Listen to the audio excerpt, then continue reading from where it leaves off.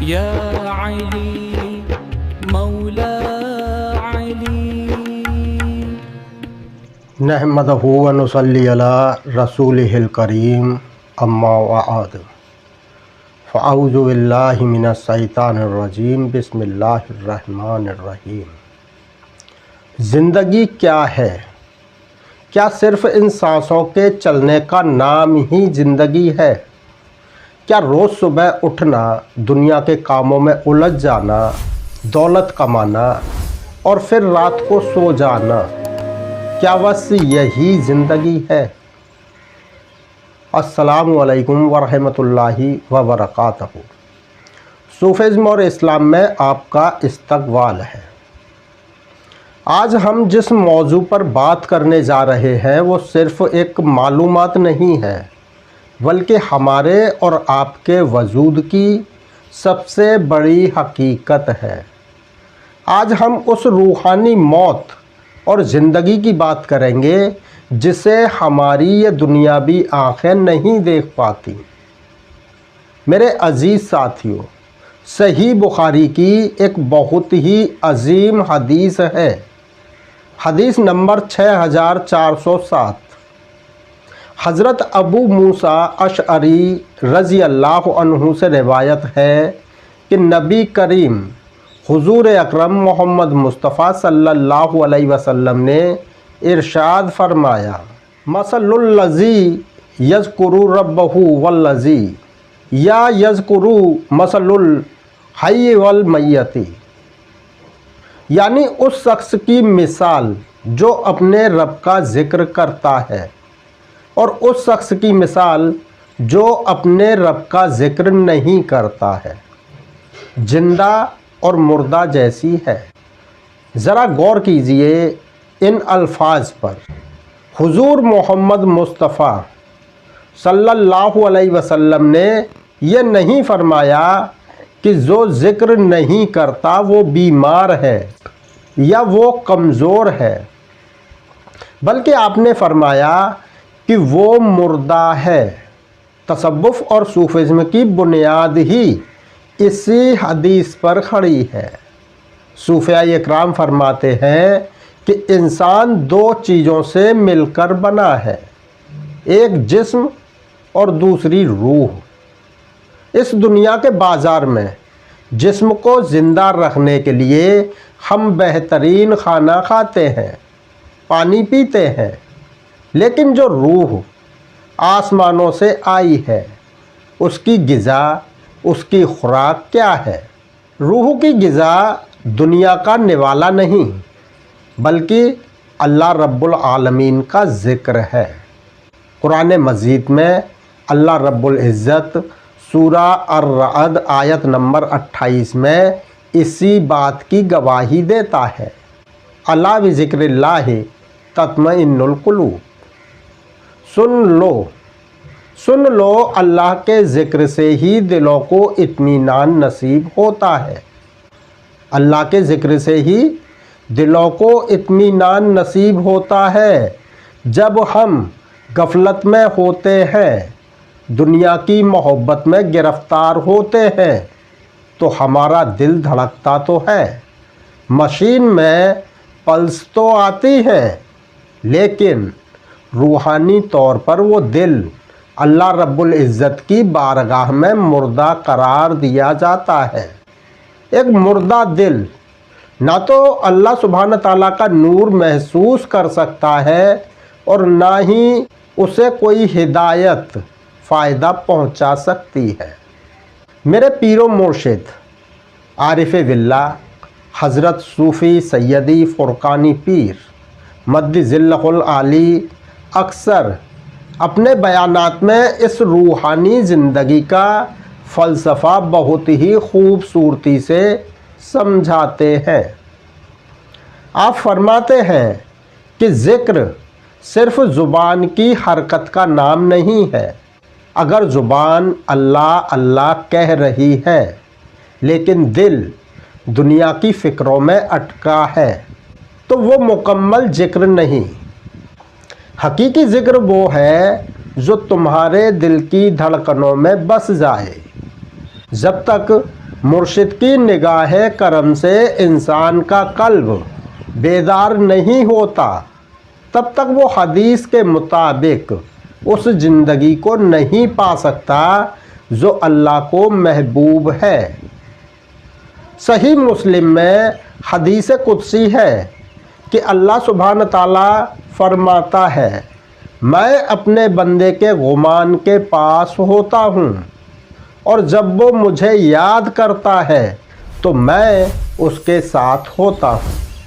اگر وہ مجھے اپنے دل میں یاد کرتا ہے تو میں بھی اسے اپنے دل میں یعنی خاص توجہ کے ساتھ یاد کرتا ہوں۔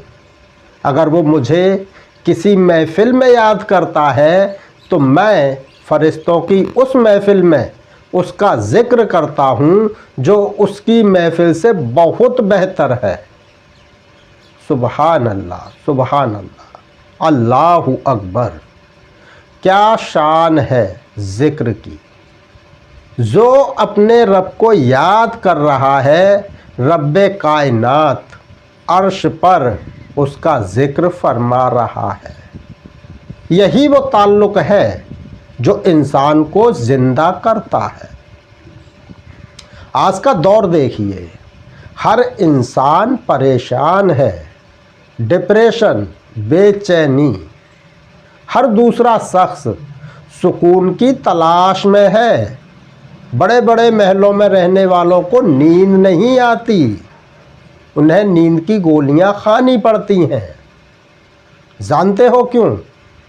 کیونکہ جسم تو زندہ ہے لیکن سینے میں موجود وہ گوشت کا لوتھڑا جسے قلب کہتے ہیں، وہ ذکر نہ ہونے کی وجہ سے مردہ ہو چکا ہے۔ قرآن مجید میں سورہ طٰہٰ آیت نمبر 124 میں اس حقیقت کو یوں بیان کیا گیا ہے، وَمَنْ أَعْرَضَ عَنْ ذِکْرِی فَإِنَّ لَهُ مَعِیشَةً ضَنْکًا، اور جس نے میرے ذکر سے منہ موڑا تو یقیناً اس کی زندگی تنگ کر دی جائے گی۔ کیا یہ تنگی دولت کی تنگی ہے؟ نہیں، یہ سینے کی تنگی ہے، یہ روح کی تنگی ہے۔ کروڑوں کی دولت کے بیچ بیٹھ کر بھی انسان اندر سے خود کو خالی محسوس کرتا ہے۔ صوفیاء اکرام کی محفل میں، خانقاہوں میں آخر کیا بانٹا جاتا ہے؟ وہاں دنیا کی دولت نہیں بانٹی جاتی، وہاں تو مردہ دلوں کو زندہ کیا جاتا ہے۔ جب ایک کامل پیر کسی کو اللہ رب العزت کے ذکر کی تعلیم دیتا ہے تو وہ دراصل ایک مردے میں جان پھونکنے کا کام کر رہا ہوتا ہے۔ جیسا کہ حضرت رومی رحمۃ اللہ علیہ فرماتے ہیں، زمین پر پڑے ہوئے سوکھے پتے کی کوئی اہمیت نہیں، ہوا اسے جہاں چاہے اڑا لے جاتی ہے، لیکن جو پتا درخت کی ٹہنی سے جڑا ہوتا ہے تو وہ ہرا بھرا رہتا ہے۔ ہمارا دل وہ پتا ہے اور اللہ رب العالمین کا ذکر وہ درخت ہے جس سے جیون کا رس ملتا ہے۔ میرے عزیز ساتھیوں، آج ہمیں یہ فیصلہ کرنا ہے کہ ہم اللہ سبحانہ تعالیٰ کی نظر میں کس صف میں کھڑے ہیں، زندوں کی صف میں یا مردوں کی صف میں۔ اگر ہم چاہتے ہیں کہ ہماری سانسیں بھی عبادت بن جائیں تو ہمیں اپنے قلب کو بیدار کرنا ہوگا۔ چلتے پھرتے اٹھتے بیٹھتے ہر حال میں اپنے رب العالمین کا ذکر کرنا ہوگا۔ قرآن مجید کی سورہ آل عمران آیت 191 میں عقل مندوں کی نشانی یہی بتائی گئی ہے، جو کھڑے بیٹھے اور اپنی کروٹوں پر لیٹے ہوئے اللہ سبحانہ تعالیٰ کا ذکر کرتے ہیں۔ یہی حقیقی تصوف ہے، یہی حقیقی اسلام کی روح ہے۔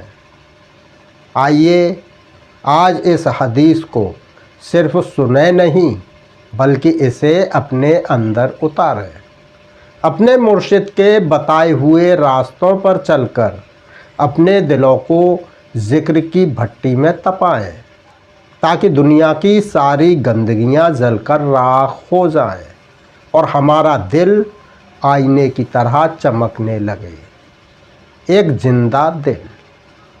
اللہ سبحانہ تعالی ہمیں اور آپ کو کثرت سے اپنا ذکر کرنے کی توفیق عطا فرمائے، ہمارے مردہ دلوں کو اپنے ذکر کی نورانی بارش سے زندہ فرمائے۔